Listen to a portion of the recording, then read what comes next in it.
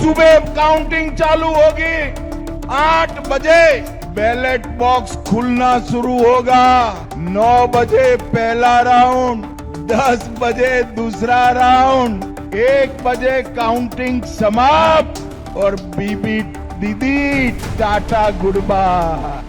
पश्चिम बंगाल में इतिहास रच रहा है। बीजेपी की सुनामी यहां पर आ गई है। बीजेपी 15 साल के टीएमसी को सत्ता से उखाड़कर सत्ता में काबिज हो रही है और बंगाल में बीजेपी की जीत के आर्किटेक्ट हैं बीजेपी के चाणक्य यानी कि अमित शाह।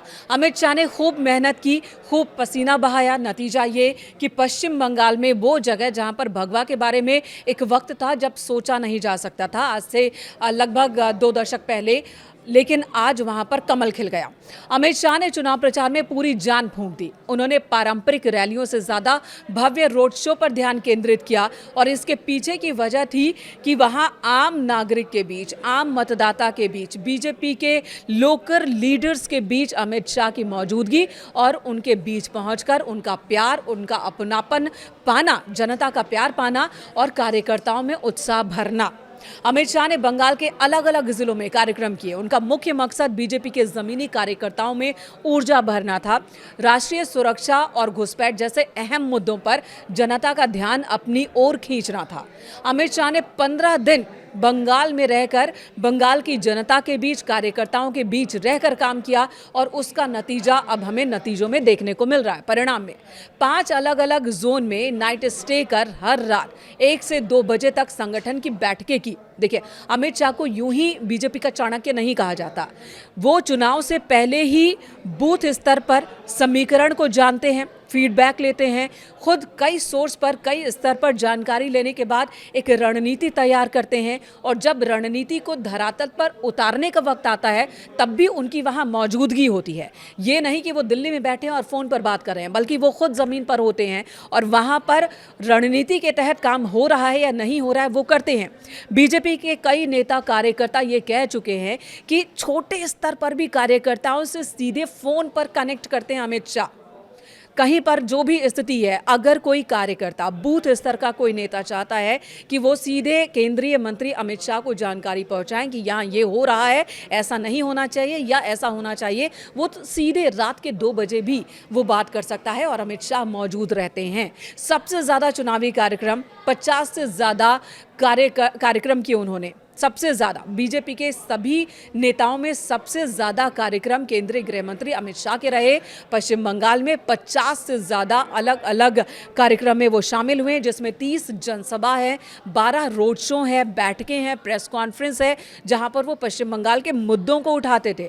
उन मुद्दों पर वो टीएमसी को घेर रहे थे, उन मुद्दों पर वो जनता को बता रहे थे कि बीजेपी का रोड मैप क्या है, बीजेपी का विजन क्या है, अगर बीजेपी की सरकार आती है पश्चिम बंगाल में तो किस मुद्दे पर क्या बदलाव हो जाएगा, चाहे वो करप्शन का मसला हो या महिला सशक्तिकरण की बात हो, कानून व्यवस्था का मसला हो, घुसपैठियों का मुद्दा हो। खुलकर अमित शाह जनता से सीधे कनेक्ट कर रहे थे, कार्यकर्ताओं को सीधे वो मिल रहे थे, कार्यकर्ताओं में ऊर्जा भर रहे थे, भरोसा भर रहे थे और वही भरोसा है जिसने काम किया जमीन पर। कार्यकर्ता पश्चिम बंगाल में अगर आप राजनीति को करीब से देखें तो वहाँ पर हिंसा बहुत ज़्यादा होती है। टीएमसी सत्ता में है, टीएमसी को छोड़कर दूसरे दलों के नेताओं में डर रहता है, खासकर बीजेपी से जुड़ने वाले नेताओं को जो ग्रामीण इलाके हैं वहाँ पर बहुत ज़्यादा डर था कि टीएमसी के नेता कार्यकर्ता उनके साथ मारपिटाई करेंगे। ऐसी कई जगहें भी, कई खबरें आ गई थी। पिछले विधानसभा चुनाव की बात करें 2021 में तो ऐसा ही हुआ था। टीएमसी एक बार फिर जीत कर सत्ता में आई और फिर बीजेपी नेताओं को इसका खामियाजा भुगतना पड़ा था। कई जगहों पर बीजेपी नेताओं के साथ गलत व्यवहार हुआ था, मार पिटाई हुई थी, कईयों की मौत हुई थी और इन मुद्दों को भी उठाया गया। और अमित शाह ने यही कहा पश्चिम बंगाल की जनता से कि अगर आपको इस तरह की राजनीति से बाहर निकलना है, विकास की राह पर बढ़ना है तो बीजेपी के साथ आना होगा। और ये बात उन्होंने सिर्फ फ़ोन पर नहीं कही बल्कि रोड शो के जरिए लोगों के बीच पहुँच कर कही। प्रधानमंत्री नरेंद्र मोदी जी के बाद सबसे ज़्यादा सभाएं और सबसे बड़ी सभाएं अमित शाह ने ही की हैं। फर्जी वोटर एक भी ना बचे जिसे टीएमसी छापा वोट ना डाल पाए, ये नारे भी दिए उन्होंने। बीजेपी का 100% वोट 11 बजे तक डल जाएगा, ये कहना है। उन्होंने लोगों को आह्वान किया कि आप वोट डालिए, फर्जी वोट नहीं हो पाए इस बार, हमारी ये पूरी कोशिश होगी। फर्स्ट फेज के दिन खुद बीजेपी के कंट्रोल रूम में वो मौजूद थे और देख रहे थे कि जो व्यवस्था उन्होंने बनानी चाहिए थी उसी व्यवस्था के अनुसार काम हो रहा है या नहीं हो रहा है, कहीं कोई गड़बड़ी तो नहीं है, कहीं उनके एजेंट या फिर कार्यकर्ता हतोत्साहित तो नहीं हो रहे हैं, गुंडे घर से बाहर न आए वरना गुंडों को उल्टा लटकाकर सीधा कर देंगे। इस तरह तीखे बोल थे उनके और ये मैसेज था कि गुंडागर्दी अब बर्दाश्त नहीं, पश्चिम बंगाल में गुंडागर्दी वाली राजनीति अब नहीं होगी। ममता दीदी ने जिन घुसपैठियों को पाला पोसा है उन्हें चुन चुन कर बाहर निकालेंगे, 45 दिन में बॉर्डर पर फेंसिंग के लिए जमीन देंगे। ये एक बहुत बड़ा ऐलान था। पश्चिम बंगाल की जनता भी ये बात समझ गई कि जो घुसपैठियों का मुद्दा है वो कितना बड़ा मुद्दा है।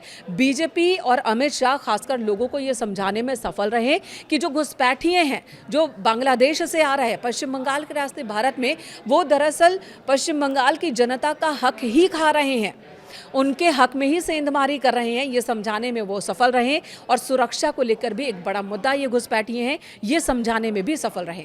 बंगाल में बाबरी मस्जिद नहीं बनने देंगे। देखिए, बाबरी मस्जिद का निर्माण, तुष्टीकरण की राजनीति, इसके खिलाफ भी उन्होंने खुलकर नारा दिया। पश्चिम बंगाल की जनता ने उस नारे को भी स्वीकार कर लिया। संदेश खाली का भी उन्होंने जिक्र किया।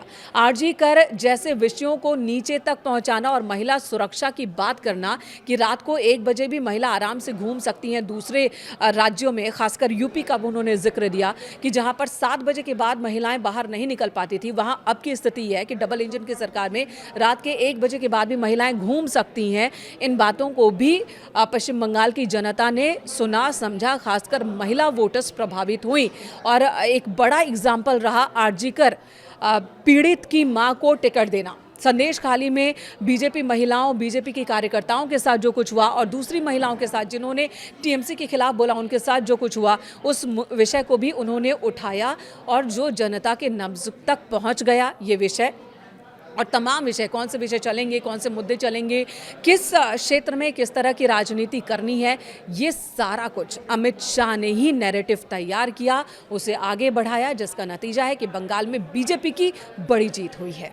सुबह काउंटिंग चालू होगी, 8 बजे बैलेट बॉक्स खुलना शुरू होगा, 9 बजे पहला राउंड, 10 बजे दूसरा राउंड, 1 बजे काउंटिंग समाप्त और बीबी दीदी टाटा गुड बाय।